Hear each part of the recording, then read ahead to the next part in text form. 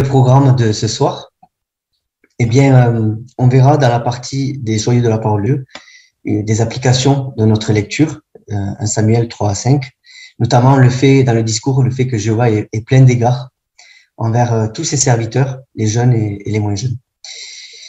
On sera attentif à la partie applique-toi au ministère. On verra le déroulement intéressant. Dans le premier contact, on va proposer une étude. Dans la nouvelle visite, on pourra voir comment se déroule la première étude, tout en utilisant bien sûr les suggestions de présentation, que ce soit pour le premier contact ou la nouvelle visite, et après le cours biblique qui est déjà avancé à la leçon 3. Donc intéressant de voir le cheminement pour voir comment l'organisation nous aide à pouvoir faire un raisonnement, ou le cheminement en tout cas, à travers les contacts qu'on a en prédication. Nous aurons le point d'actualité numéro 1. Alors l'organisation prend bien soin de nous en donnant des conseils très utiles, notamment par rapport à l'isolement social. On verra quelques points, quelques rappels intéressants. Et l'étude biblique de l'Assemblée est toujours aussi passionnante parce qu'elle nous concerne. On verra quelques applications par rapport au fait que Jéhovah a distribué le pays à l'époque. Comment ça peut nous rassurer, nous, aujourd'hui, ou enfin, en tout cas, quand on aura nos attributions dans le monde nouveau. Donc, très intéressant là aussi. Alors, commençons tout de suite avec la partie les joyaux de la parole de Dieu. Le discours a pour thème « Jéhovah est plein d'égards » et nous écoutons frère Rodriguez qui s'est préparé.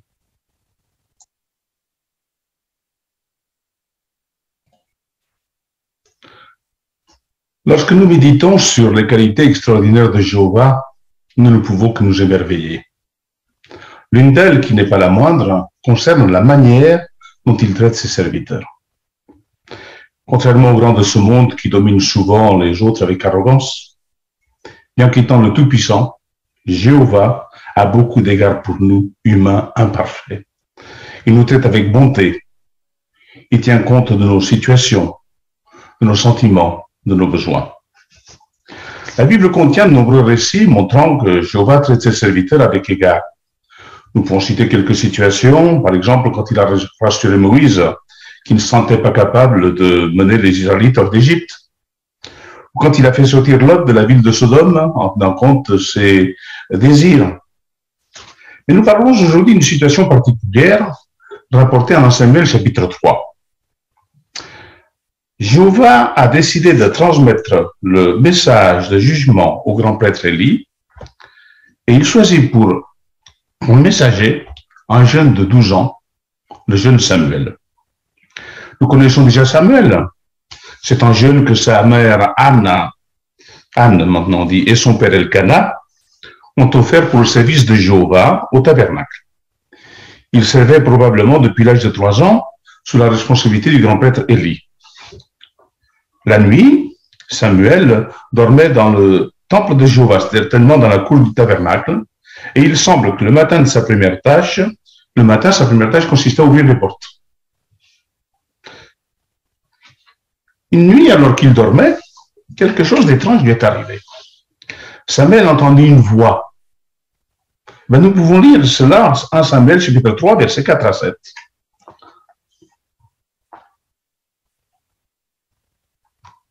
Nous lisons, alors Jéhovah appela Samuel, et Samuel répondit, je suis là. Puis il courut vers Élie et dit, tu m'as appelé? Je suis là. Mais Élie lui a dit, je t'ai pas appelé, retourne te coucher. Il retourna donc se coucher. Puis Jéhovah l'appela une deuxième fois. Samuel se leva, il alla vers Élie et dit, tu m'as appelé, je suis là. Mais Élie lui dit, je t'ai pas appelé, mon garçon, retourne te coucher.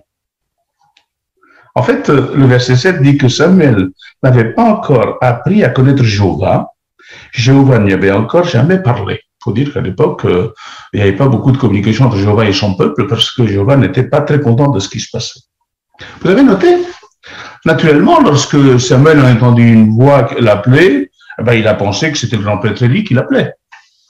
Et donc, elle a couru vers lui et a demandé, tu m'as appelé? Je suis là.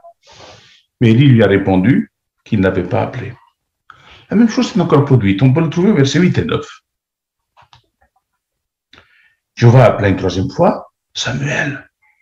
Samuel se leva, alla vers Élie et dit, tu m'as appelé, je suis là. Alors Élie comprit que c'était Jéhovah qui appelait le garçon. Il lui dit donc, va, allonge-toi.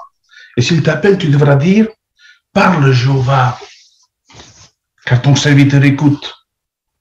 Et Samuel allait donc se recoucher. Élie a compris à ce moment-là, on vient de le voir, que c'était Jéhovah qui appelait Samuel.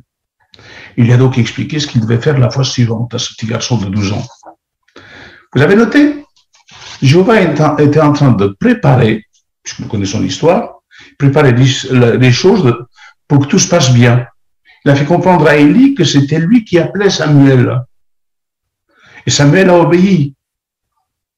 Il est allé se recoucher quand Élie lui a dit, mais il n'a pas tardé à avoir du nouveau, chapitre 3, verset 10, 11, 13 et 14, nous lisons au verset 10 et 11. Alors Jéhovah vint et se tint là, et comme les autres fois, il l'appelait Samuel. Samuel. Et Samuel dit, parle car ton serviteur écoute. Vous avez bien compris? Verset 11, alors Jéhovah lui dit, écoute, tu vas faire une chose en Israël qui va frapper de stupeur tous ceux qui l'apprendront.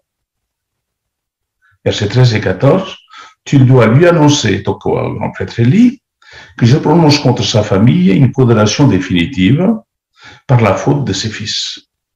Il sait bien qu'ils appellent le mal sur Dieu, mais il ne les a pas réprimandés. C'est pourquoi j'ai juré à Élie et à sa famille qu'aucun sacrifice, aucune offrande ne pourra jamais faire oublier leur faute. Voilà le message. Pas facile, hein, à transmettre à un garçon de 12 ans, aller voir le grand prêtre qui était son instructeur, son maître, et donc comment allait-il lui dire? Et puis pourquoi Jéhovah n'a-t-il pas dit dès le début à Samuel que c'était lui qui l'appelait? La Bible ne le dit pas, mais comme la suite des événements l'indique, c'était peut-être par égard pour Samuel. Comment cela? Eh bien, je vais poser une question aux jeunes maintenant. Jeune homme, jeune fille, as-tu 12 ans? Peut-être un peu plus, peut-être un peu moins, c'est pas grave. Tu te sentirais d'attaque pour aller dire à un frère responsable, Jéhovah m'a chargé d'un message pour toi, un message qui dit au frère que Jéhovah n'est pas content de lui, en plus. Pas évident, n'est-ce pas, les jeunes? Hein? Même une fois rassuré par Jéhovah, Samuel a sans doute peur de transmettre pareil message. Jéhovah ici a manifesté plein d'égards pour le jeune Samuel. Il lui a évité de se trouver dans une situation plus qu'embarrassante. Jéhovah a fait comprendre à Élie que c'était lui qui appelait Samuel.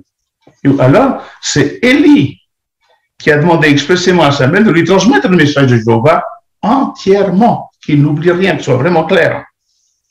C'est ce que nous lisons versets 15 à 18, toujours dans Samuel 3. Et là, nous avons l'image qui explique les choses. Mais il est dit que, Samuel resta couché jusqu'au matin, puis il ouvrit les portes de la maison de Jéhovah, c'était son travail.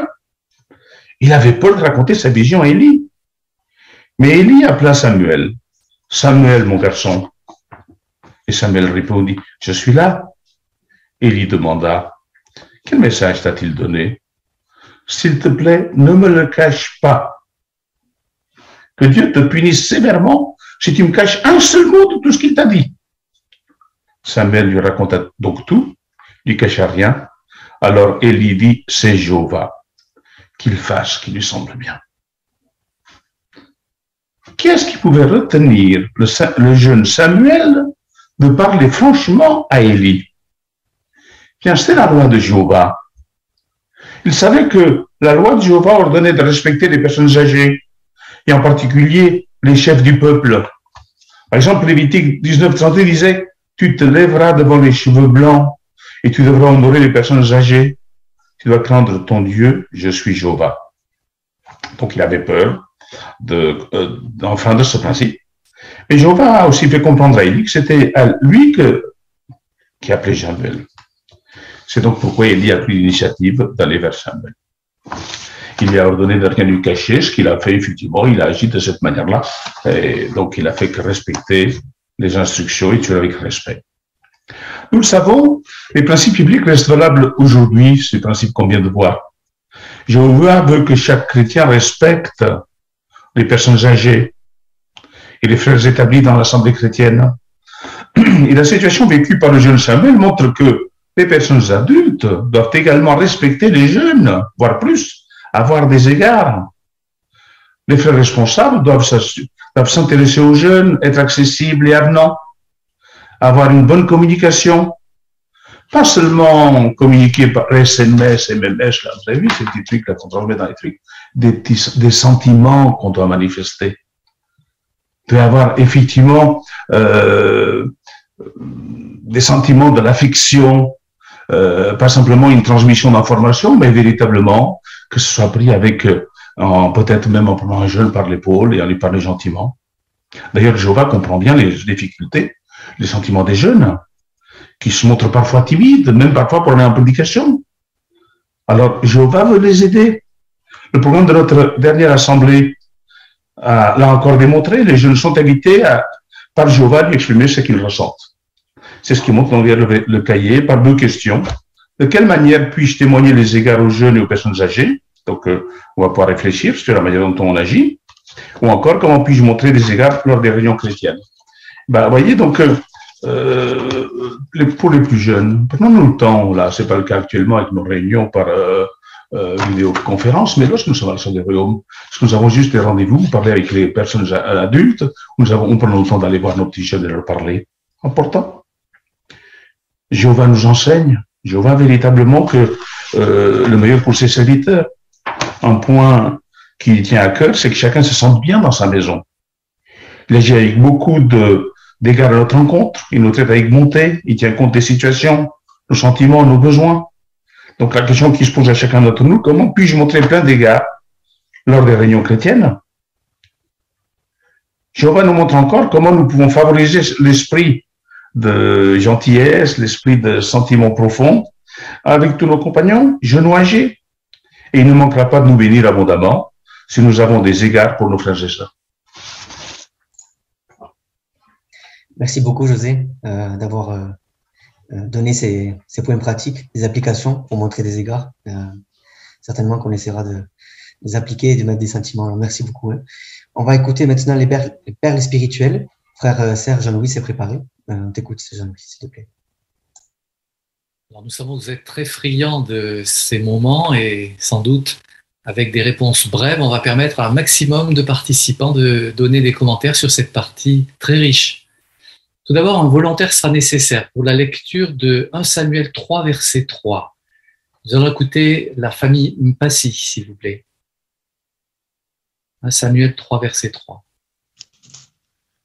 La lampe de Dieu n'avait pas encore été éteinte. Samuel dormait dans le temple de Jéhovah, où se trouvait l'arche de Dieu. Merci beaucoup. Alors voici la question soulevée à ce propos. Comment savons-nous que Samuel ne dormait pas dans le très saint? Qui voudrait répondre? Famille Saint-Aignan? Samuel était un lévite décépé, il n'était pas autorisé à entrer pour voir les choses saintes. Donc, la seule partie qu'il avait accès, c'était la cour du tabernacle. C'est là qu'il devait dormir. Très bien. Merci pour ce très bon commentaire. Avez-vous noté que désigne l'expression où se trouvait l'arche de Dieu, donc, dans ce verset?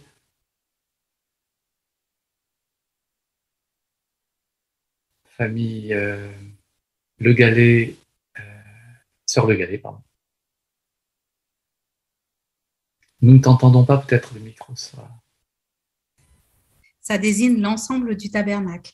Tout à fait. C'est une bonne idée à retenir et nous comprenons que c'est dans un autre endroit donc du tabernacle qu'il devait loger. Alors, la question que vous avez également préparée, c'est quelle perle spirituelle as-tu tiré de la lecture de la Bible de cette semaine en rapport soit avec Jéhovah, la prédication ou un autre sujet? Alors, nous allons écouter Frère Domino Yuri, s'il te plaît. J'ai trouvé intéressant le texte d'un Samuel, chapitre 4, verset 3, où les Israélites ont été prendre l'arche. Et en fait, ça montre en fait la futilité du culte idolâtrique, parce qu'en fait, au lieu de chercher l'aide de Jéhovah, eux, ils ont cherché le soutien d'une relique. Donc, le résultat, c'est qu'ils ont été vaincus par les Philistins. Donc aujourd'hui, les choses n'ont pas changé. Il n'existe aucun objet qui octroie en fait la bénédiction de Jéhovah, mais seulement la connaissance exacte concernant Dieu. Merci beaucoup, Yuri. Sœur Ben Daoudia. Oui, selon Samuel, chapitre 3, versets 19 à 21, on voit que dans l'intervalle, Samuel a continué de grandir et Jéhovah lui-même était avec lui. À la mort d'Élie et de ses fils, Samuel était probablement un adolescent, à un moment important dans la vie des jeunes. Cela n'a pas dû être facile pour Samuel de continuer à faire ce qui était droit alors que d'autres ne le faisaient pas. Même si ce n'était pas facile pour lui, Samuel a servi Jéhovah avec foi tout le reste de sa vie. Merci beaucoup. Bonne remarque, en effet. Famille Patouilla. Je voulais revenir sur 1 Samuel, chapitre 4, le verset 3. On voit effectivement que les anciens d'Israël ont fait le choix d'aller chercher l'arche de l'alliance de Jéhovah selon leurs propres idées, en fait. Ils n'avaient pas interrogé Jéhovah pour savoir ce qu'ils devaient faire, et ça a mené à une catastrophe. Donc nous-mêmes, à notre époque, eh bien, ne faisons pas pareil qu'eux. Quand on a une décision à prendre, au lieu de se dire qu'est-ce qu'on ferait, c'est qu'est-ce que Jéhovah ferait, et prions Jéhovah. Parce que Jéhovah, il n'attend qu'une chose, c'est qu'on le prie, et qu'on vienne à lui à chaque fois qu'on a besoin de lui. Eh oui, très bien. Famille Barbessou. En 1 Samuel chapitre 3 et les versets 8 et 9, lorsque Élie comprend que c'est Jéhovah qui parle à Samuel, sa réaction est remarquable, puisqu'on voit qu'il lui donne des conseils pour savoir comment réagir. Et c'est vrai que c'est vraiment très humble de sa part. À l'époque, c'était le grand prêtre. Samuel n'était qu'un jeune garçon. Et pourtant, on voit dans ses propos qu'il ne s'est pas vexé. Donc, c'est un bel exemple pour nous aujourd'hui d'humilité, de pouvoir vraiment former les jeunes et les aider à pouvoir écouter la voix de Jéhovah et non nous mettre en avant. Très bien, bonne remarque. Famille Ronzeau. Il y a un passage très drôle en 1 Samuel chapitre 5, versets 1 à 5, quand l'arche de l'Alliance se retrouve dans le temple des Philistins et que chaque matin, le Dieu se retrouve face contre terre ou même la tête séparée, les mains et ainsi de suite. Et en fait, on comprend bien l'idée, hein, aucun Dieu ne peut tenir devant Jéhovah, mais on peut se poser la question pourquoi les Philistins avaient peut-être voulu mettre l'arche de l'Alliance dans leur temple. Alors, la réponse n'est pas notée, mais on peut imaginer que pour eux, c'était leur Dieu qui leur avait donné la victoire et qui avait montré sa supériorité sur Jéhovah. Ce qui était complètement faux, c'était Jéhovah qui avait laissé les choses se faire. Et Jéhovah montre ici qu'il est bien le Tout-Puissant, puisque ce qui reste du Dieu, le matin, c'est la forme la plus ridicule du Dieu, la forme de poisson, dit le texte. Donc aujourd'hui, l'application, c'est qu'aujourd'hui, le roi du Nord remporte des victoires, s'empare de certains bâtiments. Dans le futur, la coalition de Gog de Magog aura certainement d'autres victoires, mais ce sera parce que Jéhovah laissera faire. Au final, le Dieu de ce système de choses, Satan, le diable, va se retrouver par terre, et tout ce qu'on retiendra de lui, c'est là ce qu'il y avait de plus ridicule en lui. Merci, ça se terminera en queue de poisson, en effet. Sœur Nicole. 1 Samuel chapitre 3, verset 13 nous apprend qu'Élie, le grand prêtre, sait très bien que ses deux fils se comportent très mal. Ils ne respectent pas du tout Jéhovah, au contraire, ils montrent du mépris. Et Élie ne fait rien, ne les réprimande pas. Et Jéhovah considère finalement que c'est Élie le responsable de ce qui va arriver à ses fils à cause de son laxisme. Il ne prend pas ses responsabilités. Et c'est vrai que les enfants sont un don de Jéhovah, donc c'est une très grande responsabilité de bien les éduquer pour qu'ils restent en vie et non pas faire preuve de laxisme comme Élie l'a montré. Très bien, bonne idée pour notre aide à nos jeunes. Sœur Sylvie Tavna. Au chapitre 3, verset 19, quand il est dit que Jéhovah était avec Samuel, l'application, c'est que Jéhovah est heureux de voir que des jeunes parmi son peuple défendent la vérité en parole, quand leur occasion leur est donnée, mais aussi en action, en suivant les principes de la Bible qui sont pour leur bien. Et Jéhovah les bénit en les soutenant dans leurs épreuves qui sont liées à ce monde sans foi et sans principe. Excellent. Très bien.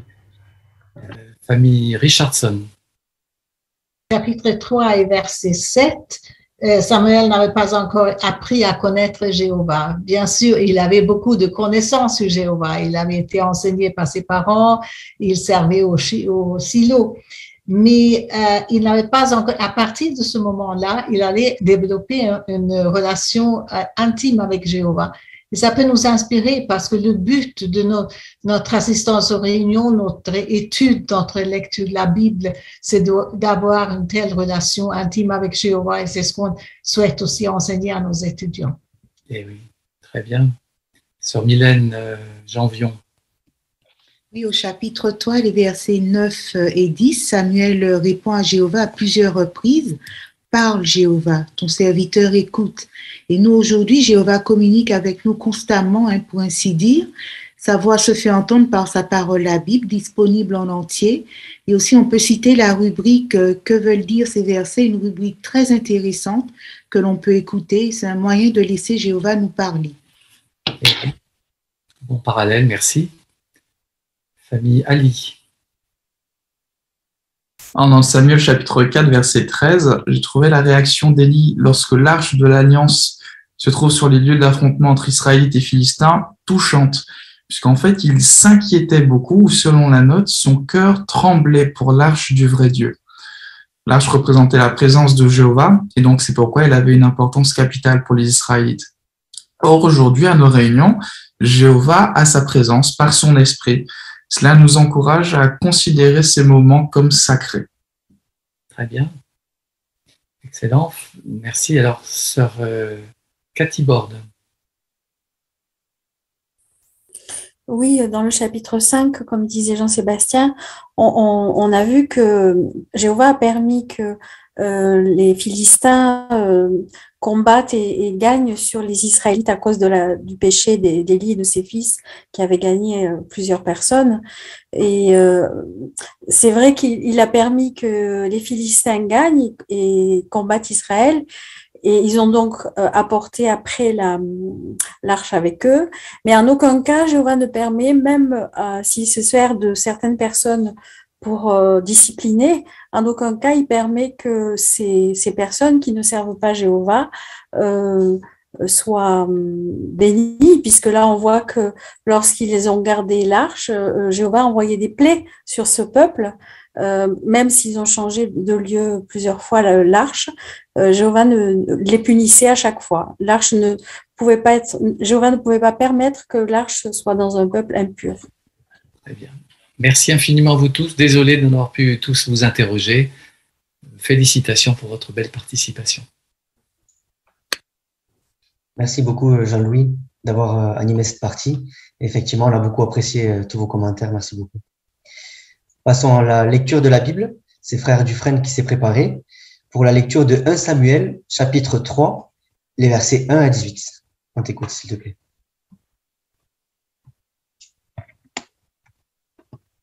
Pendant ce temps, le jeune Samuel était au service de Jéhovah sous la direction d'Élie. En ces jours-là, il était devenu rare que Jéhovah parle aux hommes. Les visions étaient peu nombreuses. Voici ce qui arriva un jour. Élie dormait à sa place habituelle. Sa vue avait baissé, il ne voyait presque plus. La lampe de Dieu n'avait pas encore été éteinte, et Samuel dormait dans le temple de Jéhovah, où se trouvait l'arche de Dieu. Alors Jéhovah appela Samuel. Et Samuel répondit, « Je suis là. » Puis il courut vers Élie et dit, « Tu m'as appelé, je suis là. » Mais Élie lui dit, « Je ne t'ai pas appelé, retourne te coucher. » Et il retourna donc se coucher. Jéhovah l'appela une deuxième fois. « Samuel. » Samuel se leva, alla vers Élie et dit, « Tu m'as appelé, je suis là. » Mais Élie lui dit, « Je ne t'ai pas appelé, mon garçon, retourne te coucher. » Samuel n'avait pas encore appris à connaître Jéhovah, et Jéhovah ne lui avait encore jamais parlé. Jéhovah l'appela une troisième fois. « Samuel. » Samuel se leva, alla vers Élie et dit, « Tu m'as appelé, je suis là. » Alors Élie comprit que c'était Jéhovah qui appelait le garçon. Il lui dit donc, « Va, allonge-toi, et s'il t'appelle, tu devras dire, « Parle Jéhovah, car ton serviteur écoute. » Samuel alla donc se recoucher. Alors Jéhovah vint et se tint là, comme les autres fois, il l'appela, « Samuel, Samuel. » Et Samuel dit, « Parle, car ton serviteur écoute. » Alors Jéhovah lui dit, « Écoute, je vais faire une chose en Israël qui va frapper de stupeur tous ceux qui l'apprendront. Ce jour-là, je réaliserai tout ce que je dis à propos d'Élie et de sa famille, du début à la fin. Tu dois lui annoncer que je prononce contre sa famille une condamnation définitive pour la faute de ses fils.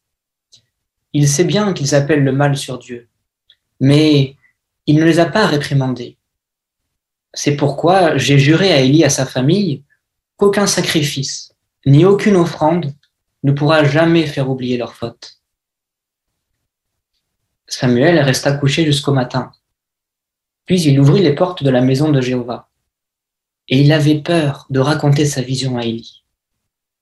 Mais Élie appela Samuel. « Samuel, mon garçon !» Et Samuel répondit, « Je suis là. » Élie demanda, « Quel message t'a-t-il donné? S'il te plaît, ne me le cache pas. Que Dieu te punisse sévèrement si tu me caches un seul mot de tout ce qu'il t'a dit. » Samuel lui raconta donc tout. Il ne lui cacha rien. Alors Élie dit, « C'est Jéhovah, qu'il fasse ce qui lui semble bon. » Merci beaucoup, Alexis. On apprécie ta lecture vivante. Et tu avais le point 10, la leçon 10 à travailler. Donc, la leçon 10, on parle de modulation. La modulation, elle sert à rendre vivante une lecture par la variation du ton, de la... j'oublie, du ton, je reprends la leçon. Voilà, varier le volume, le ton et le débit.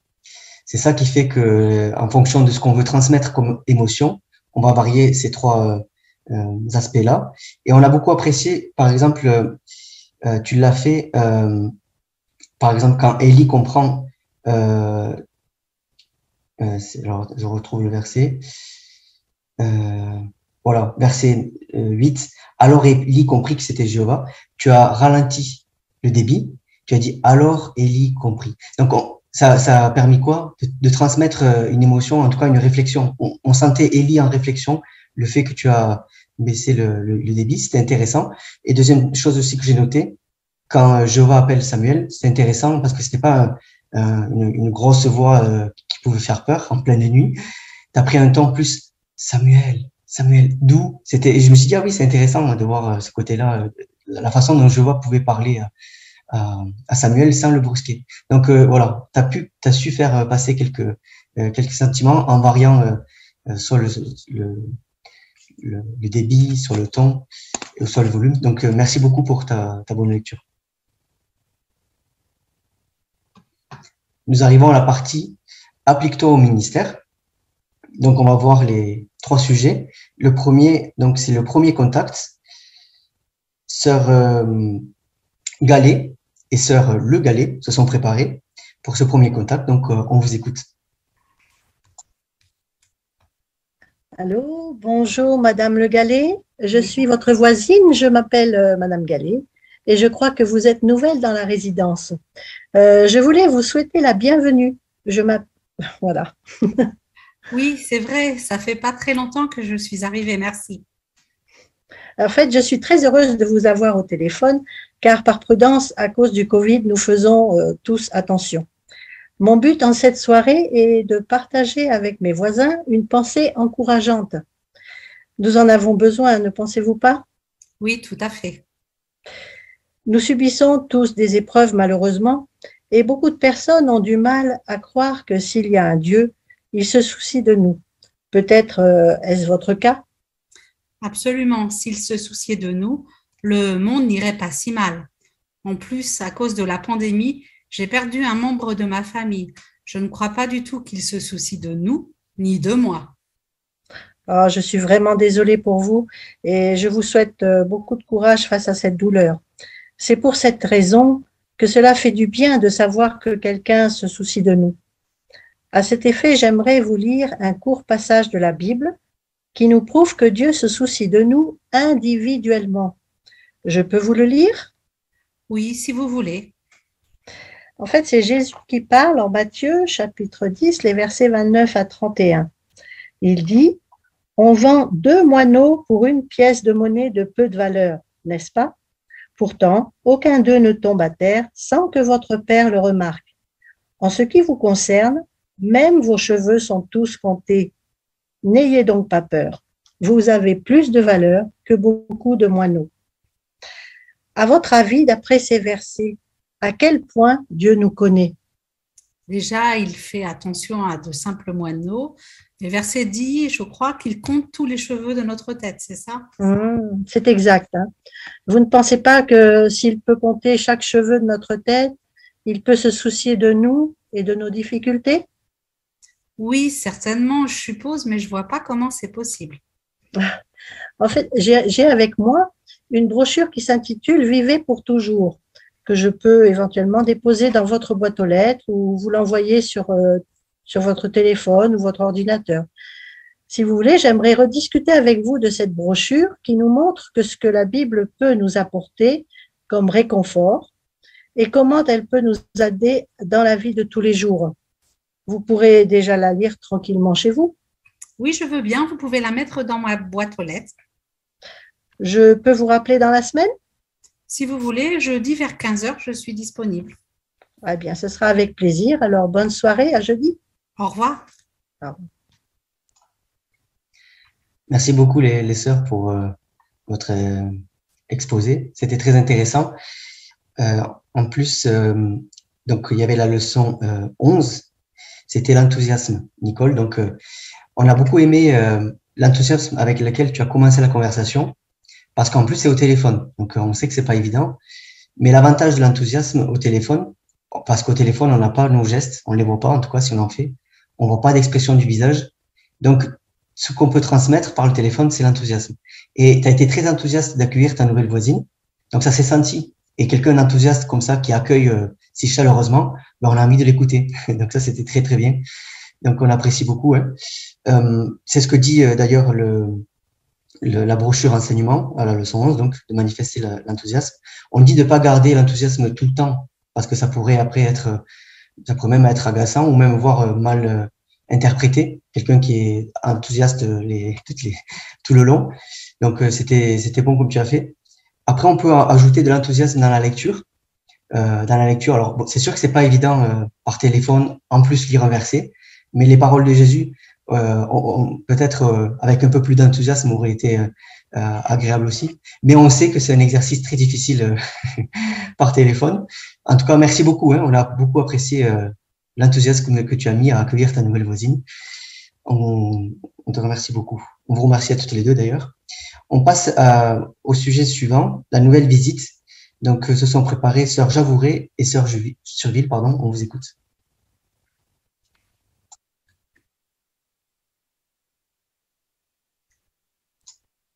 Pardon, Dominique, si tu peux mettre ton micro, s'il te plaît. Excusez-moi. Bonjour Madame Surville, votre semaine s'est bien passée? Oui, à peu près. Vous savez, le travail, hein, c'est comme d'habitude. Hein, mais bon, c'est pas toujours facile, mais c'est la vie. C'est vrai, mais pour le moment. Pourquoi pour le moment? Enfin, c'est bizarre votre façon de dire. Je ne comprends pas bien. Oui, la semaine dernière, vous m'avez dit que vous croyez en Dieu. Vous savez certainement que Dieu nous propose son aide, déjà pour supporter les difficultés de la vie actuelle. Il sait bien également que de nombreuses personnes doivent endurer au quotidien. Mais aussi, il dit lui-même dans sa parole, la Bible, qu'il va mettre fin aux souffrances. Donc, pour le moment, on doit encore endurer. Et j'aimerais justement vous partager avec vous un verset qui donne vraiment du baume au cœur. Oui, pourquoi pas? Je peux vous l'envoyer sur votre portable, c'est possible? Oui, tout à fait, oui. Alors, c'est dans Jérémie chapitre 29, verset 11, peut-être vous l'avez reçu, c'est dans le milieu de la Bible, hein, en principe, donc vous trouverez. Il dit, « Car je sais bien ce que j'envisage pour vous, déclare Jéhovah. C'est la paix que je veux pour vous, et non le malheur. Et je veux vous donner un avenir et un espoir. » Imaginez un peu.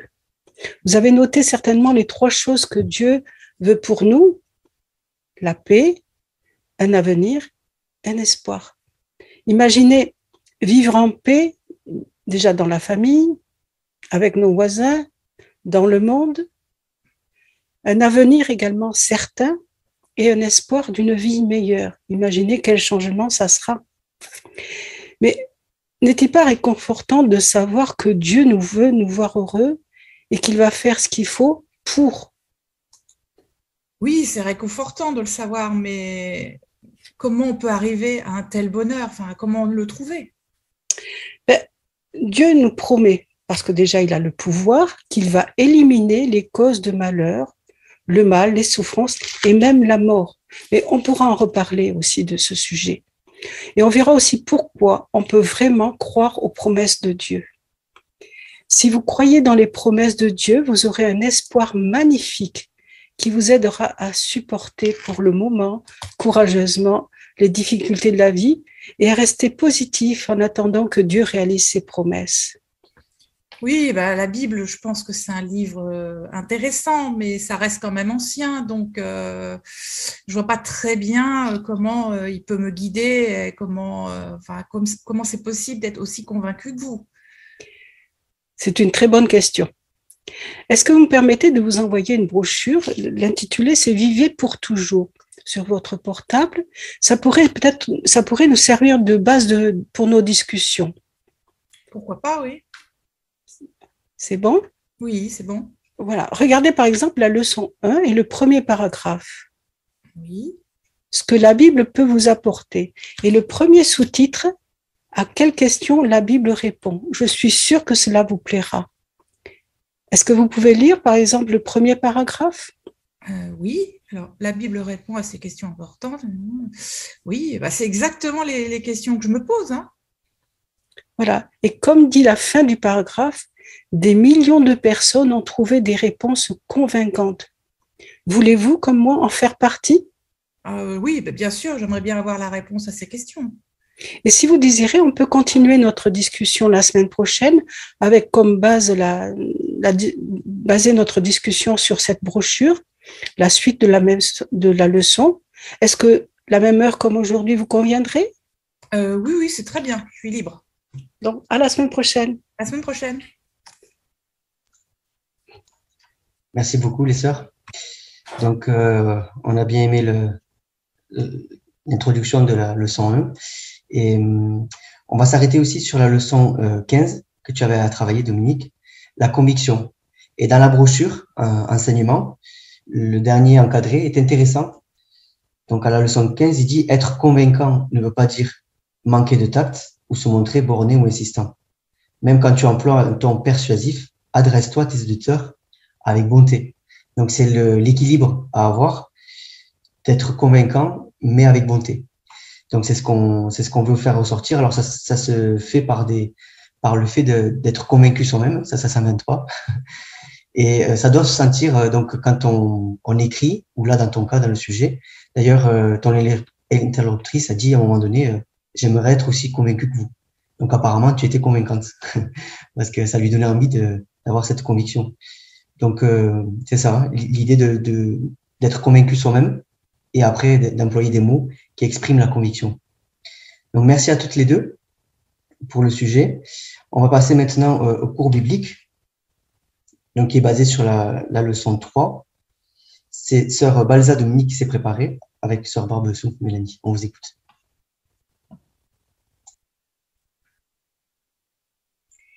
Alors, avec le paragraphe 6, Mélanie, on va voir une autre raison de faire confiance en la Bible. Elle a prédit tout ce que nous voyons aujourd'hui. Ah oui, c'est vrai que ça m'avait surprise. Vous m'en aviez parlé lors de notre première discussion et vous m'aviez dit justement qu'on vit une époque annoncée dans la Bible. Exactement. La Bible appelle cette époque les derniers jours et on va voir ce qui devait les caractériser. Pour cela, on va lire le texte de Matthieu, chapitre 24, versets 6 et 7. Tu veux bien le lire? Oui, d'accord. Vous allez entendre parler de guerre et de nouvelles de guerre. Surtout, ne vous alarmez pas, car il faut que ces choses arrivent, mais ce ne sera pas encore la fin. Car nation se dressera contre nation et royaume contre royaume, et il y aura des famines et des tremblements de terre dans un endroit après l'autre. Alors, d'après la Bible, qu'est-ce qui se passerait pendant les derniers jours? Ben, il est dit qu'il y aurait des guerres, des famines et des tremblements de terre. Mais bon, de tout temps, il y a toujours eu des guerres. Tu as raison. Mais relis cette précision au début du verset 7. Car nation se dressera contre nation et royaume contre royaume. Alors, c'est pas intéressant comme précision? Bah si, là on parle en fait de guerre mondiale, comme les 2 guerres mondiales qu'il y a eu. Exactement. Tu te rends compte de la précision des prophéties bibliques? Et pour ce qui est des famines et des tremblements de terre, qu'est-ce que tu en penses? Bah, c'est vrai que ça se réalise aussi, comme par exemple en Éthiopie ou au Yémen, où j'ai même entendu parler de menaces de famine en Afghanistan. Et puis bah, pour les tremblements de terre aussi, malheureusement, on entend souvent parler de violents séismes. Mais bon, c'est pareil pour les tremblements de terre, il y en a toujours eu. C'est vrai, mais tu vois, les chiffres montrent que depuis une centaine d'années, eh bien, la moyenne annuelle des grands tremblements de terre est 20 fois supérieure à ce qu'elle a été au cours des 20 siècles précédents. Tu vois à quel point on peut faire confiance en la Bible.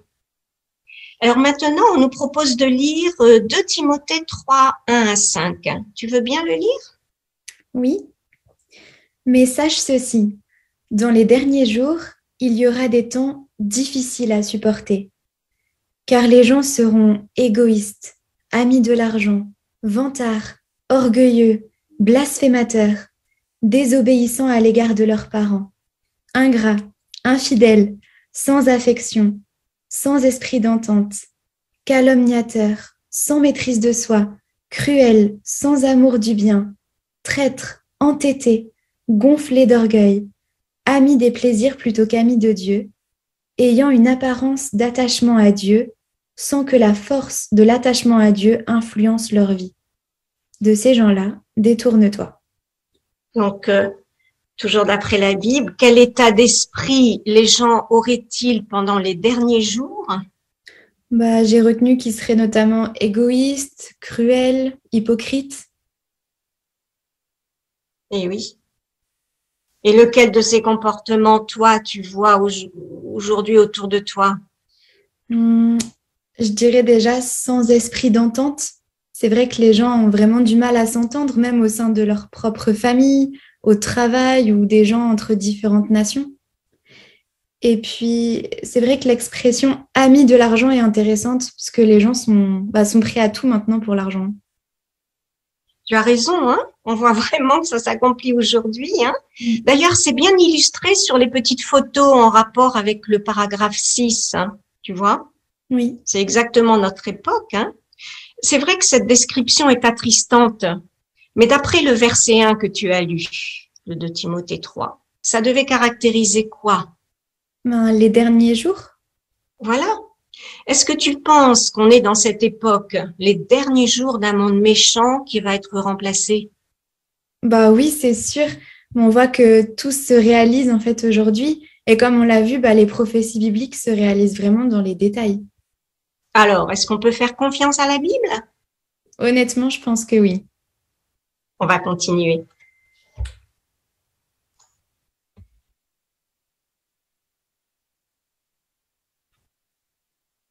Merci beaucoup, Dominique et Mélanie.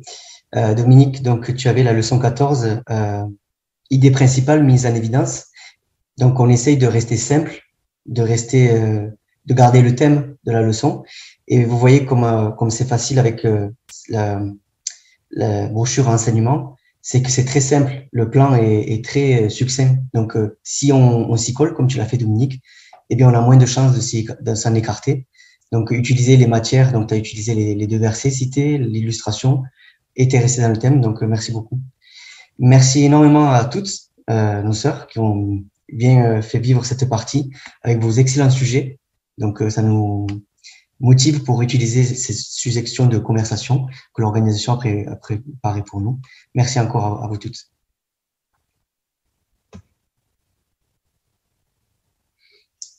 Nous arrivons à la partie vie chrétienne.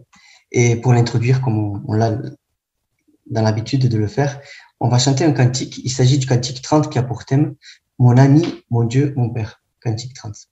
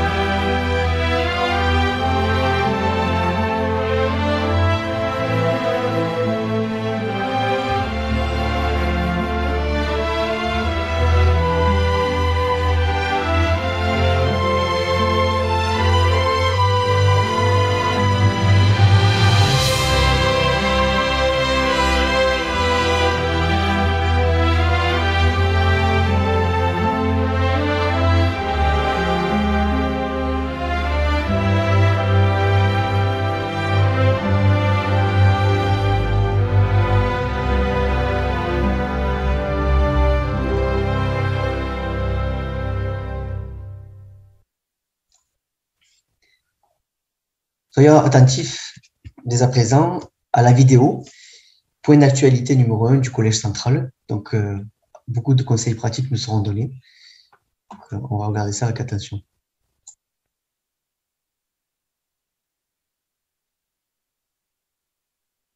Frères et sœurs, bienvenue dans ce point actualité.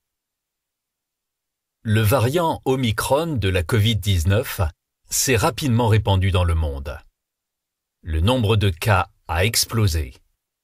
Nous sommes tristes de vous annoncer qu'à la date du vendredi 21 janvier, 26 813 frères et sœurs sont décédés en raison de la Covid-19. Mais il y a eu aussi des faits encourageants.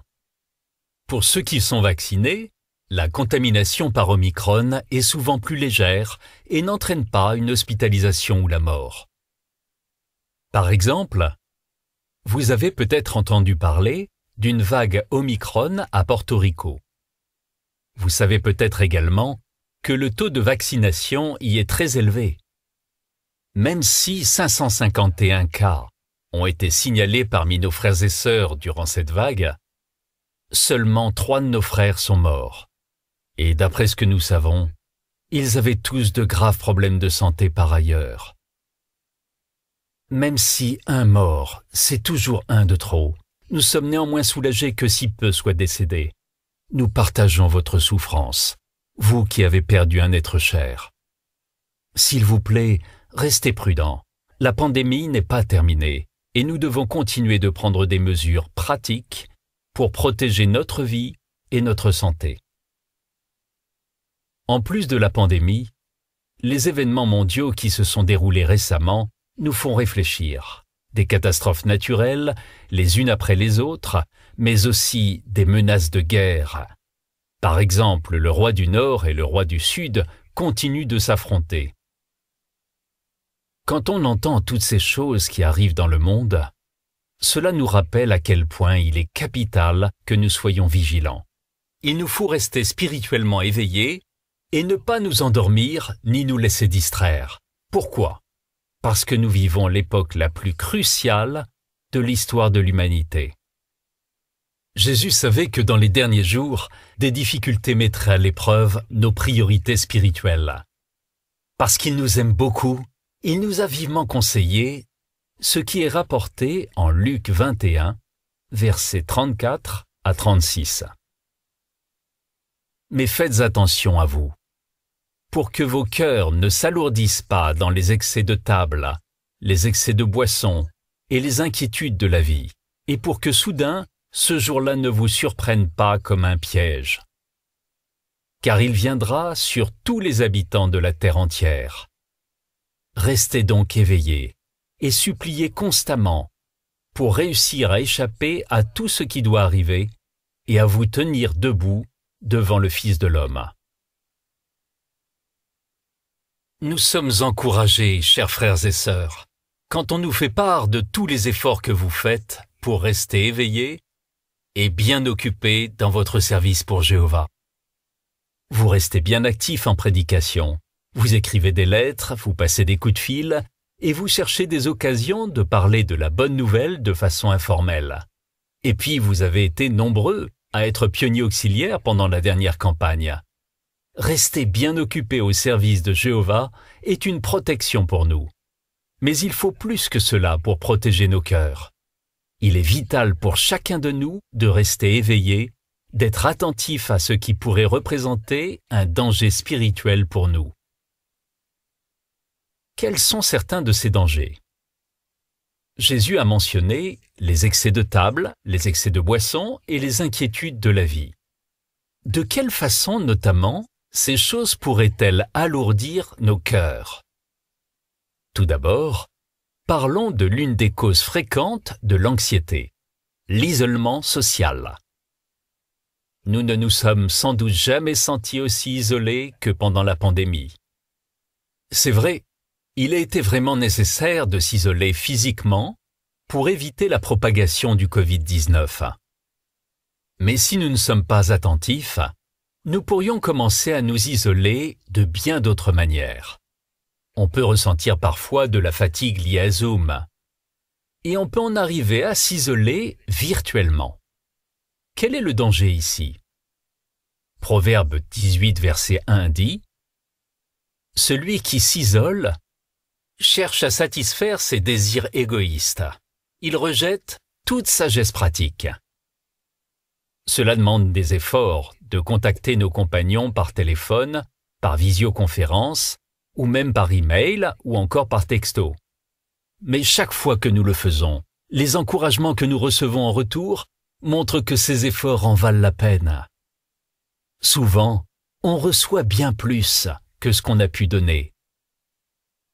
Comme Jésus l'a dit en Acte 20, verset 35, « Il y a plus de bonheur à donner qu'à recevoir. » Un article de jw.org qui a pour titre « Comment faire face à l'isolement » souligne une idée intéressante sous l'intertitre « Entretenez vos amitiés et nouez-en de nouvelles ». Les amitiés favorisent une bonne santé mentale et un bon moral, et elles sont encore plus importantes quand on est obligé de limiter ses contacts directs avec les autres.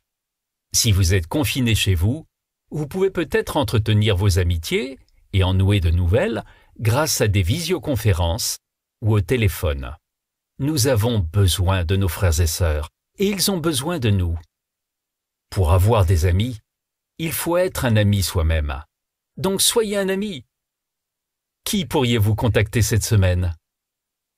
Peut-être un ami avec qui vous n'avez pas eu l'occasion de discuter depuis un moment. La joie de parler avec cet ami va sans aucun doute apaiser une partie de l'angoisse que vous ressentez. Nous avons vraiment hâte de retourner dans nos salles du royaume et nos salles d'assemblée, à l'occasion de nos assemblées régionales, des assemblées spéciales et même des assemblées internationales. En attendant, nous sommes heureux de disposer d'autres moyens pour profiter de ces programmes, comme Zoom, JW Stream et, dans certains cas, la télévision ou la radio. Comme on le sait, beaucoup d'assemblées locales utilisent Zoom pour leurs réunions. N'est-ce pas encourageant de voir le visage de nos frères et sœurs?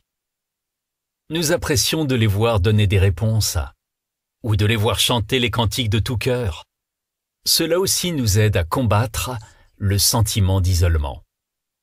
Le simple fait d'allumer notre caméra et de sourire, ou même un petit coucou, peut énormément encourager les autres. Fixons-nous l'objectif de nous connecter bien avant la réunion et de rester plus longtemps après.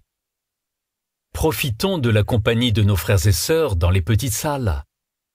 Chers frères et sœurs, nous avons des moyens concrets de lutter, oui, de lutter contre le sentiment d'isolement et contre l'angoisse que cet isolement peut créer dans notre cœur. Le deuxième danger dont Jésus a parlé est l'abus d'alcool. Évidemment, il n'y a rien de mal à boire de l'alcool avec modération. Les Écritures présentent le vin comme un don de Dieu, prévu pour réjouir le cœur de l'homme. Mais il faut faire attention. Pourquoi? Souvenez-vous, Jésus nous a expressément avertis que nos cœurs pourraient en venir à s'alourdir dans les excès de boisson. Des rapports profanes indiquent que beaucoup de gens ont augmenté leur consommation d'alcool pendant la pandémie. L'article « Votre consommation d'alcool, comment la maîtriser » sur jw.org déclare « Certaines personnes boivent plus d'alcool quand elles sont stressées, quand elles se sentent seules ou tout simplement quand elles s'ennuient. Buvez-vous plus qu'avant? Si c'est le cas, que pouvez-vous faire pour continuer de maîtriser votre consommation et pour éviter de tomber dans la dépendance? Même si on ne boit pas au point d'être saoul, boire sans modération représente un danger spirituel. Isaïe 5, verset 11 dit « Malheur à ceux qui se lèvent tôt le matin pour boire de l'alcool et qui traînent tard le soir jusqu'à ce que le vin les enflamme. » Pourquoi ces malheurs? Remarquez les conséquences spirituelles dans la seconde partie du verset 12. Ils ne prêtent pas attention à l'action de Jéhovah. Ils ne voient pas l'œuvre de ses mains. Boire à l'excès peut accabler notre cœur et nous amener à négliger les choses spirituelles. Cela peut nous amener à ralentir dans la course pour la vie, voire même à nous arrêter de courir. On comprend pourquoi Jésus a cité l'abus d'alcool lorsqu'il a parlé de rester éveillé spirituellement. N'hésitez pas à relire cet article sur jw.org et à revoir les 5 conseils qui permettent de laisser l'alcool à la place qui convient. Quel autre danger potentiel est une menace pour notre spiritualité? Le mauvais usage des médias sociaux. Les autorités gouvernementales et médicales s'inquiètent beaucoup des effets des réseaux sociaux sur la santé mentale et émotionnelle des gens. Mais le plus important, ce sont les dangers spirituels. Le contenu, les gens qu'on y trouve et le temps qu'on y passe. Ces médias sont addictifs. Frères et sœurs, si vous autorisez votre famille à utiliser les médias sociaux, s'il vous plaît, soyez vigilants. Veillez à fréquenter des personnes qui vont vous aider à garder de bonnes habitudes spirituelles, à l'écran comme dans la vraie vie. La vidéo Le tableau s'anime, réseaux sociaux ne te laissent pas avoir, nous donne de bons rappels sur la façon d'être équilibré tout en étant prudent quand on utilise les réseaux sociaux. Quelle est la dernière difficulté que nous allons voir? Ce qui met à l'épreuve notre neutralité. Avec autant de situations diverses et difficiles dans le monde, et même les menaces de guerre dans certains pays, il faut nous assurer que nous ne permettons pas à notre cœur de prendre parti sur ces questions. Il est si triste de voir de simples mesures de protection sanitaire, comme le port du masque, le lavage des mains, la distanciation physique et la vaccination, devenir des controverses, voire des enjeux politiques, Certains de nos frères et sœurs sont influencés par les points de vue politiques des gens autour d'eux. Certains vont sur Internet et sont profondément influencés par des sites qui semblent fiables, mais qui en fait contiennent de la propagande politique. Chers frères et sœurs, soyez prudents. Ce n'est pas parce que quelque chose apparaît sur une page web qui a l'air officielle que c'est vrai. Nous devons vraiment rejeter l'esprit du monde et rester neutres. Les paroles de Jésus tombent vraiment à pic. Il a dit « Faites attention à vous ». Pourquoi ? Pour que vos cœurs ne s'alourdissent pas. Gardons les yeux fixés sur le royaume de Dieu, l'unique solution aux problèmes de ce monde. Qu'est-ce qui a aidé des familles à rester éveillées ? Découvrons-le ensemble en regardant la vidéo suivante.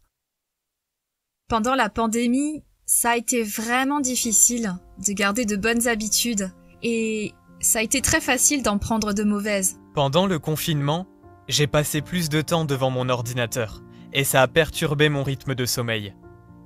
J'ai dû revoir mes habitudes parce que les mauvaises c'est facile à prendre mais difficile à perdre. Alors j'ai fait une sorte de thérapie de remplacement, comme je l'appelle, c'est-à-dire arrêter de m'abrutir devant la télé pour regarder quelque chose de plus profitable. Notre chaîne télé, JW Télédiffusion. Comme je passais beaucoup de temps à regarder la télévision, j'entendais beaucoup d'informations négatives sur les vaccins. Et ça me faisait peur. Trop écouter les informations, ça me mettait la pression.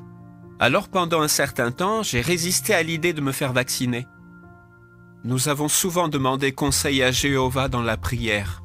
Au fur et à mesure qu'ils arrivaient, les points actualités du Collège central tombaient à pic et ils nous ont aidés à prendre les bonnes décisions. Quand la pandémie a commencé, ça m'a laissé beaucoup de temps libre. Du coup, j'allais tout le temps sur les réseaux sociaux ou alors j'étais tout le temps connectée. Le culte familial a été pour nous une excellente occasion de parler des réseaux sociaux, de nous demander ce que Jéhovah en pense et de voir comment trouver l'équilibre, sans les éliminer complètement pour pouvoir en rester maître et pas esclave. Ça s'est fait petit à petit, mais au final, j'ai supprimé mes réseaux sociaux et je me suis fixé une limite pour les autres applications qui avant me prenaient beaucoup de temps. En famille, nous avons pris la décision de passer plus de temps ensemble. On a joué de la musique, on a dansé ensemble, on a fait des jeux de société, on s'est promené en forêt. Ça nous a permis de réduire le temps que nous passions sur les réseaux sociaux. J'ai décidé d'avoir un emploi du temps quotidien aussi chargé que possible. Alors je me suis lancée dans différents passe-temps qui me plaisaient bien, comme le tricot et le jardinage. Je trouve que ça m'a beaucoup aidé de rester proche de l'assemblée grâce à Zoom. Même si j'ai du mal avec Zoom, pouvoir passer du temps avec des personnes qui vivaient les mêmes choses que moi, ça m'a vraiment fait du bien. On pouvait tous parler de nos difficultés et aussi s'encourager les uns les autres. Avec des frères et sœurs, on a pu organiser des jeux bibliques par Zoom.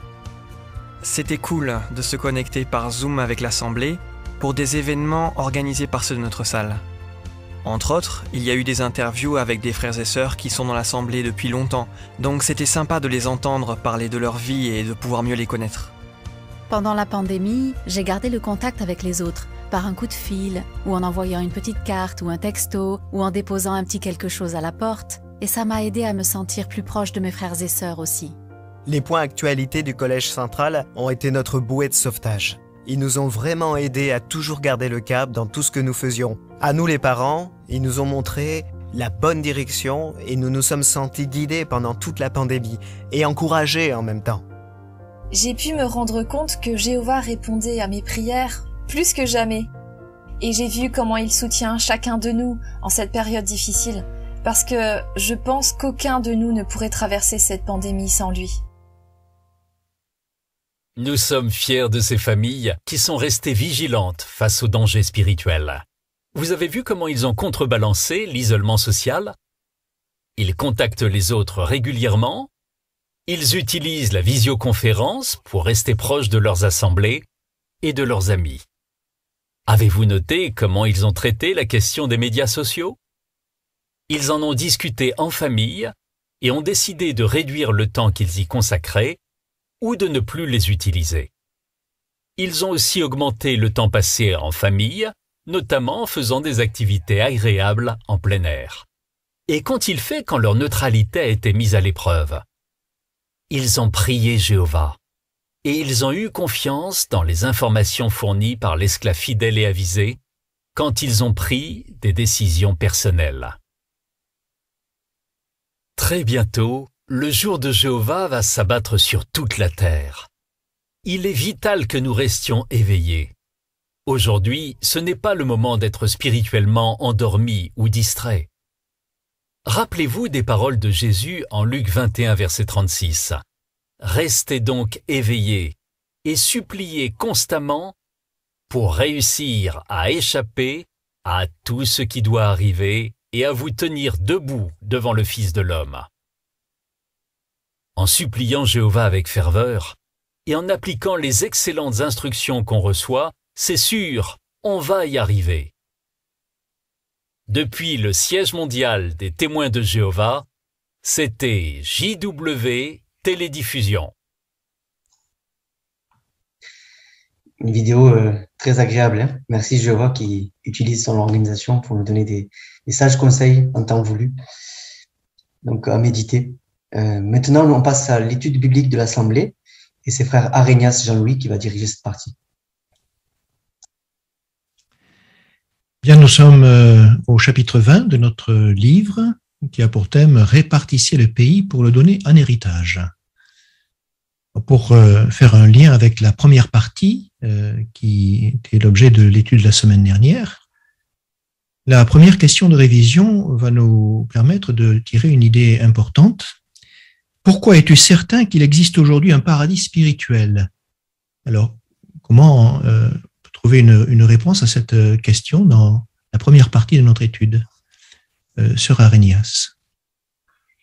Eh bien, Jéhovah avait indiqué que le rétablissement d'Israël aurait un autre accomplissement bien plus grand après que son serviteur David, c'est-à-dire Jésus-Christ, recommençait à régner. On peut lire par exemple dans Ézéchiel 37, 24, « Mon serviteur David sera leur roi, et ils auront tous un seul berger, ils suivront mes règles et obéiront soigneusement à mes décrets. » Et là, Jésus donc a régné à partir de 1914, et la nation d'Israélites de naissance n'était donc plus le peuple de Dieu, elle était remplacée par la nation d'Israélites spirituelle, les chrétiens loin de l'esprit. Et donc, on peut dire qu'ils ont remplacé le pays d'Israël par un pays spirituel, qui est un lieu symbolique, c'est-à-dire un environnement sûr où le reste des chrétiens adorent Jéhovah depuis 1919. Et ce qui est important avec le temps, bien, on voit que l'espérance donc terrestre, tous ceux qui avaient une espérance terrestre, donc les autres brebis, eux aussi, ont été installés dans ce pays spirituel. Bien, merci donc pour le résumé de cette idée importante. Nous passons maintenant au sous-titre « Une répartition équitable et précise ». Et c'est notre frère Ali Fabien qui va pouvoir lire le paragraphe 9. Après avoir précisé où passeront les frontières du pays, Jéhovah aborde en détail la répartition des territoires. Il demande que les territoires attribués en héritage aux 12 tribus, leurs héritages fonciers, soient répartis de façon équitable et précise en allant du nord vers le sud. La tribu de Dan se trouvera tout au nord et celle de Gad tout au sud. Chacun de ces 12 territoires consiste en une bande horizontale qui part de la frontière est et s'étend vers l'ouest jusqu'à la Grande Mer, c'est-à-dire la Méditerranée. Merci. Alors, on va pouvoir lire le passage d'Ézéchiel, chapitre 48, verset 1 et le verset 28, volontaire pour lire ces deux versets. Frère Owen Barbessou. Le verset 1. Voici les noms des tribus en partant de l'extrémité nord. La part de Dan suit le chemin de Hétlon jusqu'à Lebo-Hamath, puis va jusqu'à Hazar-Enan, en suivant la frontière du territoire de Damas vers le nord, à côté d'Hamath. Elle s'étend de la limite et à la limite ouest. Et le verset 28. La limite sud, qui est limitrophe de la frontière de Gad, ira de Tamar jusqu'aux eaux de Meribat-Kadesh, puis jusqu'à l'Oued et jusqu'à la Grande Mer. Merci. Alors, quelles instructions détaillées Jéhovah a-t-il données à propos de la répartition des territoires?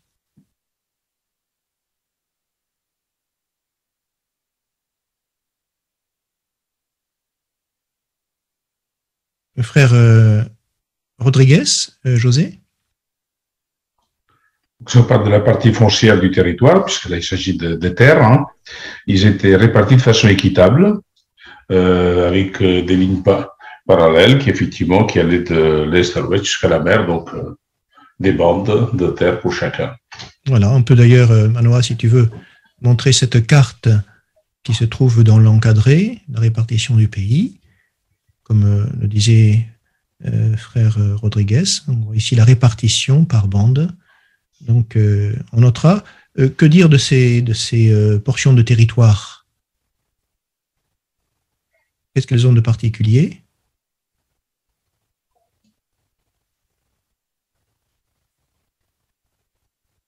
Sœur Joando? Oui, quand on connaît la répartition que Josué avait fait par les instructions que Moïse lui a données venant de Jéhovah, on voit que c'est très différent de la répartition que Ézéchiel a reçue. Parce que ce sont des bandes qui quittent de la Grande Mer et qui vont jusqu'à l'Est. Et on voit aussi que c'est équitable selon Ézéchiel 47, le verset 14. Comme on va le voir, ce n'est pas en fonction du nombre de population d'une tribu. Chaque tribu aura vraiment une part égale. Et c'est ça qui fait la différence avec et puis aussi quand on voit aussi les limites nord et sud des tribus, là où se trouve Gad, normalement c'est là où se trouvait la tribu de Juda, et maintenant c'est Gad qui occupe cette position sud. Donc c'est vraiment différent de ce que Moïse avait laissé à Josué de repartir le pays. Très bien, merci. On va pouvoir passer au paragraphe 10. Quelles leçons rassurantes les exilés juifs ont-ils pu tirer de cette partie de la vision? La description détaillée qu'Ézéchiel leur a faite de la répartition des territoires leur a certainement permis de comprendre que la répartition du pays serait un projet bien organisé. De plus, la répartition précise du pays entre les 12 tribus soulignait qu'à son retour dans le pays rétabli, chaque exilé serait assuré de recevoir une propriété en héritage. Personne ne se retrouverait sans terre ou sans maison. Merci. Alors, quelles leçons rassurantes les exilés juifs ont-ils pu tirer de cette partie de la vision? Sœur Monica Richardson?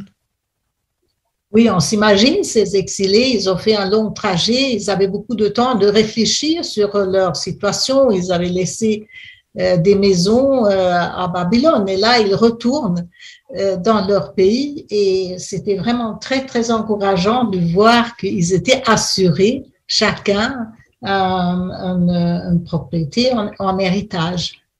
Oui, tout à fait, exactement. Frère Ronzo? Et puis, ce serait organisé la répartition, et ce ne serait pas au plus fort de récupérer un terrain. Très bien, merci beaucoup. Alors, lisons le paragraphe 11.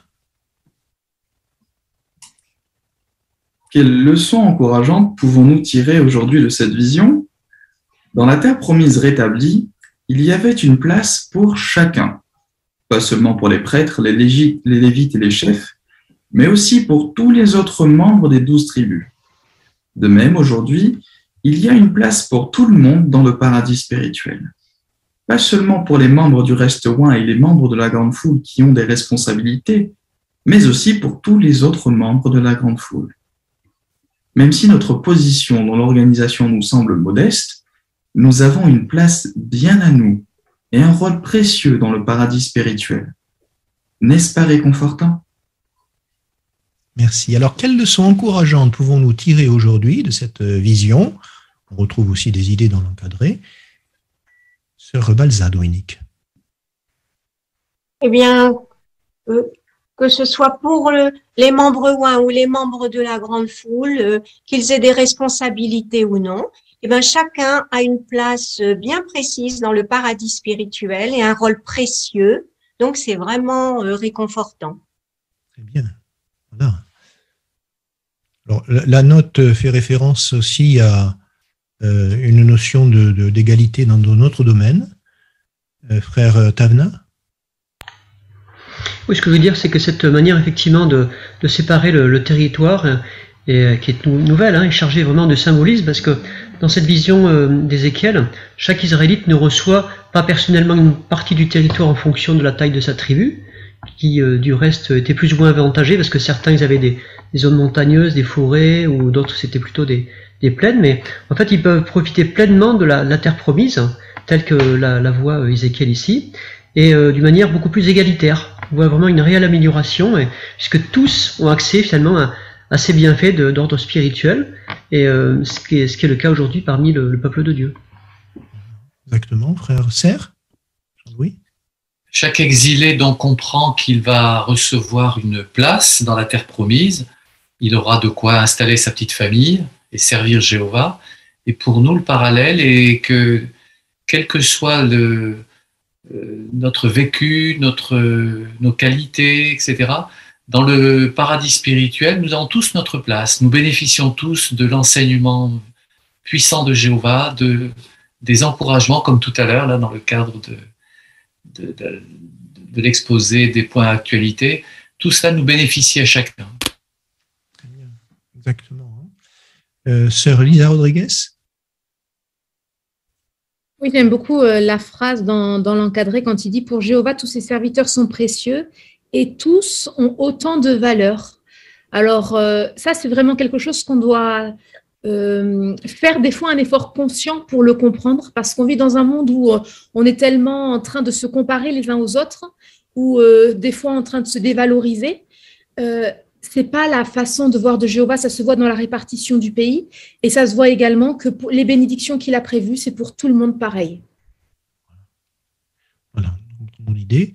Alors, maintenant, voyons deux différences notables et leur signification, et suivons avec le paragraphe 12 et 13. Certaines instructions de Jéhovah sur la répartition du pays ont dû étonner Ézéchiel. En effet, elles étaient différentes de celles qu'avait reçues Moïse. Nous allons nous arrêter sur deux différences. L'une concerne le territoire lui-même, l'autre, ses habitants. Première différence, le territoire. Jéhovah avait demandé à Moïse d'attribuer aux grandes tribus des territoires plus étendus qu'aux petites tribus. Dans la vision d'Ézéchiel, par contre, Jéhovah a précisé que toutes les tribus devaient recevoir en héritage des parts égales, chacun comme son frère, selon la note. C'est pourquoi la distance entre les limites nord et sud de chacun des 12 territoires devait être exactement la même. Chaque Israélite, quelle que soit sa tribu, pourrait profiter pleinement de toutes les bonnes choses que la terre promise serait en mesure de produire. Merci. Alors, qu'a précisé Jéhovah en rapport avec la répartition du territoire entre les tribus? Famille Mpassi?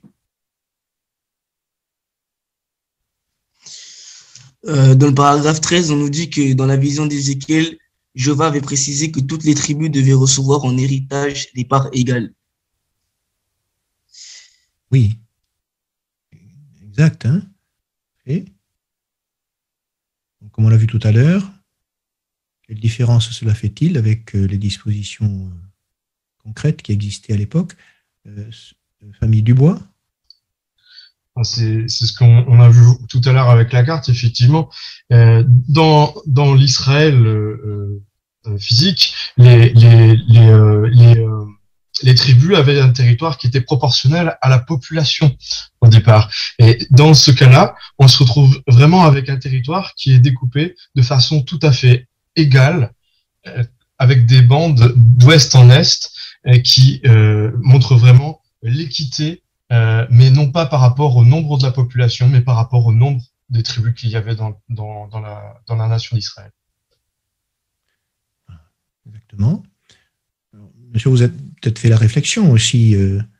C'est la même surface pour des tribus de différentes en nombre. On pourrait dire que il n'y aurait pas la même portion pour tout le monde. Alors, comment répondre à cela?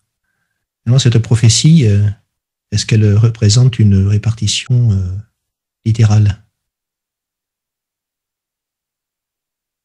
Frère Rodriguez? Ici, on parle plutôt d'une équité qui consiste à dire chacun à sa place. Et donc, on se base toujours sur les tribus d'Israël, que c'est une comparaison que je vais utiliser, une image, une illustration, mais s'agissant du pays d'Israël, ils avaient l'habitude d'avoir chacun sa partie, donc là, c'était bien découpé, mais n'empêche qu'on ne tenait pas compte du nombre, on tenait compte de la présence de chacun. Très bien. Le message prophétique, la leçon qui nous est donnée par cette prophétie. Paragraphe 14. Deuxième différence, les habitants. La loi de Moïse protégeait les étrangers et leur permettait de pratiquer le culte de Jéhovah, mais elle ne leur attribuait pas de territoire. Dans les instructions qu'Ézéchiel a entendues, les étrangers se voyaient accorder un droit supplémentaire. Vous donnerez aux résidents étrangers un héritage dans le territoire de la tribu où il s'est installé. Par cet ordre, Jéhovah faisait disparaître une différence majeure entre les Israélites de naissance et les résidents étrangers. Dans le pays rétabli qu'Ézéchiel a vu en vision, les habitants adoraient tous Jéhovah dans l'unité et ils étaient traités équitablement. Si, par rapport à ce que la loi mosaïque prévoyait pour les résidents étrangers, quel droit supplémentaire figure dans les instructions qu'Ézéchiel a entendues? Frère Giuliano. Oui, il y avait là une grosse différence parce qu'à l'époque, ils n'avaient pas le droit à avoir des terres. Même s'ils avaient le droit de pouvoir se mêler avec le culte aux autres, et ils étaient protégés. Mais là, un territoire leur est attribué, ce qui est un grand privilège parce que ça efface beaucoup de barrières où ils sont traités de la même façon finalement. Voilà, intéressant. Frère Rodriguez?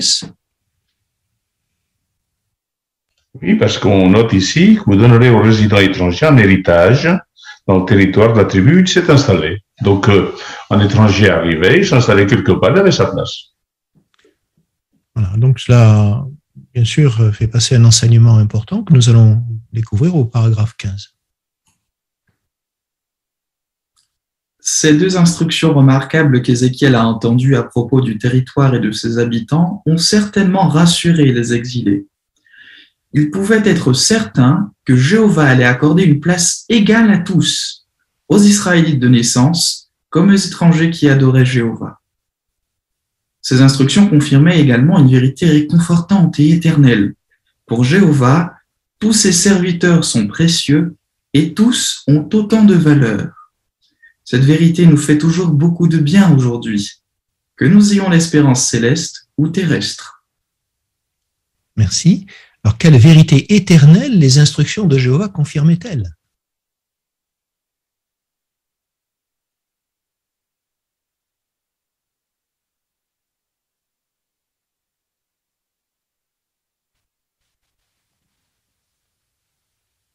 Frère Yann Plus? Bien que quoi qu'il arrive, à travers le temps, Jéhovah, pour lui, nous sommes tous ses serviteurs et nous sommes tous précieux. On a tous autant de valeur les uns que les autres. Exactement. Hein. On peut lire Agé, chapitre 2, verset 7. Qui est-ce qui veut nous le lire?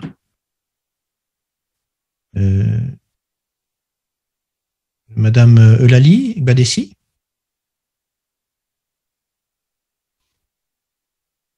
Oui, je vais ébranler toutes les nations et les choses précieuses de toutes les nations entreront dans cette maison et je la remplirai de gloire, dit Jéhovah des armées. Merci. Alors, comment ce passage éclaire-t-il la prophétie d'Ézéchiel? Jean-Louis Serre. Il souligne que même les personnes d'origine étrangère pouvaient accéder au culte et servir Jéhovah. Pour notre époque, l'ébranlement des nations, c'est la prédication de la bonne nouvelle. Elle ouvre la porte à tous et Jéhovah considère ceux qui ont un cœur sincère, qui font des progrès, des efforts pour revêtir la personnalité nouvelle. Il les considère comme les biens les plus enviables de toutes les nations. Très bien. Vous avez noté dans les différents versets cités, donc, la part qu'avaient les serviteurs du temple, comme les Gabaonites, dans le culte de Jéhovah. Eh bien, aujourd'hui, il en est de même pour tous ceux qui servent Jéhovah de toute la terre. Paragraphes 16 et 17. Pourquoi l'examen de ces détails à propos du territoire et de ses habitants nous est-il profitable? Parce qu'il nous rappelle que l'égalité et l'unité doivent être deux caractéristiques notables de la communauté mondiale que nous formons aujourd'hui. Jéhovah n'est pas partial. Nous devons donc nous demander, est-ce que je suis aussi impartial que Jéhovah? Est-ce que j'ai un respect sincère pour chacun de mes frères et sœurs, quelle que soit sa race ou sa situation? Nous sommes reconnaissants à notre Père céleste de nous avoir donné à tous le droit d'entrer dans le paradis spirituel. Dans ce beau pays, nous lui offrons de tout cœur un service sacré et nous recevons ses bénédictions. Nous allons à présent examiner le 4e message rassurant qui se dégage de cette dernière vision d'Ézéchiel. En effet, à la fin de cette vision, Jéhovah promet qu'il sera avec les exilés. Quelle leçon pouvons-nous tirer de cette promesse? C'est ce que nous verrons dans le chapitre suivant. Merci beaucoup pour ta bonne lecture, Fabien. Alors, pourquoi l'examen de ces détails à propos du territoire et de ses habitants nous est-il profitable?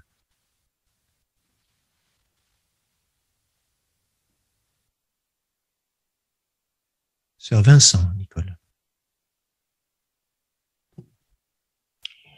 Il montre l'impartialité de Jéhovah qui veut une égalité pour son peuple. Oui, alors tu peux répéter la réponse, il y a eu une petite interférence. Je dis, il montre l'impartialité de Jéhovah qui veut l'égalité et l'unité, l'égalité pour tous les membres et l'unité pour son peuple sur toute la terre, de façon que la paix puisse résider. Très bien, excellent.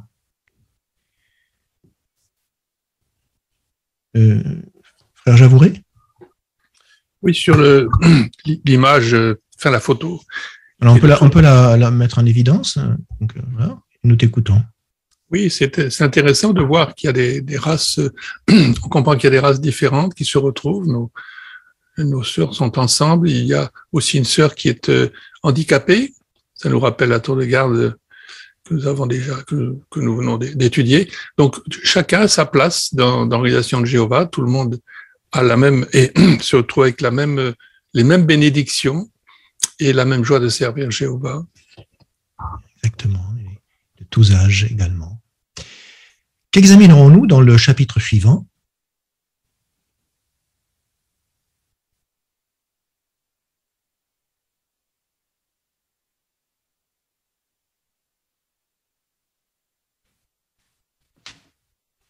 Qu'est-ce qui nous attend la semaine prochaine? Sœur Arignas? Nous allons parler d'un 4e message rassurant et il se dégage de cette dernière vision d'Ézéchiel. Voilà, et à la fin de cette vision, Jéhovah promet qu'il sera avec les exilés et on aura des leçons à tirer de cette promesse. Très bien. Maintenant, 2 questions de révision, le culte pur et toi. Pourquoi peux-tu être sûr que tu as une place bien à toi et un rôle précieux dans le paradis spirituel?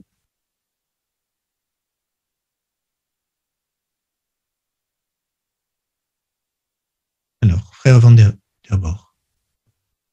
Jéhovah montre clairement dans ses visions qu'il a organisé les choses pour que ce culte pur soit rétabli, que chaque tribu aura sa place. Et cela montre vraiment que pour lui, chacun de nous est vraiment important, qu'on ait une place avec des responsabilités ou autre chose. Bien, nous avons tous un rôle précieux aux yeux de Jéhovah.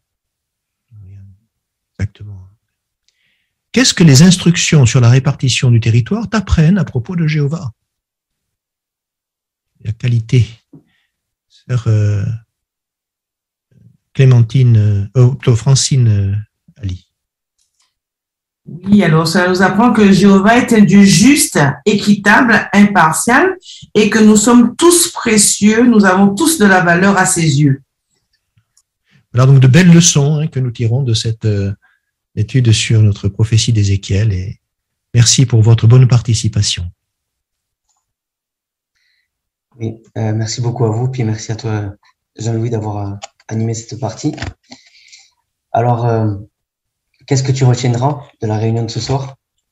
Peut-être les conseils qu'on a vus dans le discours de la partie Les Joyeux de la Parole de Dieu, où le frère a mis en lumière les conseils ou les applications qu'on peut faire par rapport au fait que Jéhovah est plein d'égards, comment on peut être plein d'égards nous aussi.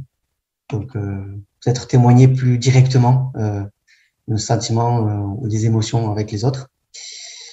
Peut-être aussi, on se rappellera que grâce à la partie applique-toi au ministère, et très bon sujet qu'il y a eu, qu'on peut être enthousiaste, même au téléphone, ou que le fait d'utiliser la brochure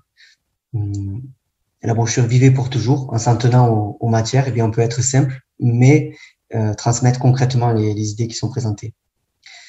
On se rappellera aussi des très bons conseils qui ont été donnés dans la vidéo pour une actualité, très concret, très pertinent. Ou alors peut-être aussi, on retiendra ces idées qui ont été réconfortantes quant à notre place dans le monde nouveau. Qui que tu sois, tu as ta place. C'est très intéressant, c'est très encourageant de voir que Jéhovah nous rassure en disant ne t'inquiète pas, tu auras ta place dans le paradis, puis tu seras béni largement comme tout le monde. La semaine prochaine, un programme tout aussi riche. On retiendra le fait que dans la lecture biblique, les Israélites demandent un roi physique, parce que Jéhovah du coup les réprimande par rapport à ça. On regardera cet aspect-là. Encore une fois, dans la partie appliquée au ministère, des sujets seront présentés pour nous encourager dans le ministère. On verra aussi un sujet encourageant. Seras-tu pionnier auxiliaire en mars ou en avril? On sait que ces 2 mois peuvent être intéressants pour prendre le service de 30 heures ou 50 heures. Et effectivement, comme on l'a vu tout à l'heure, dans l'étude biblique de l'Assemblée, eh bien, on verra la dernière vision qu'a eue Ézéchiel, qui est tout aussi réconfortante pour nous quand on fait des applications en vue de notre avenir proche. Donc, bonne préparation pour la semaine prochaine.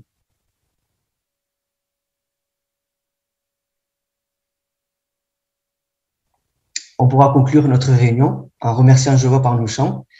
Il s'agit du cantique 99 qui a été choisi, des frères et sœurs par myriade, cantique 99. Après quoi, frère Ougar prononcera la prière.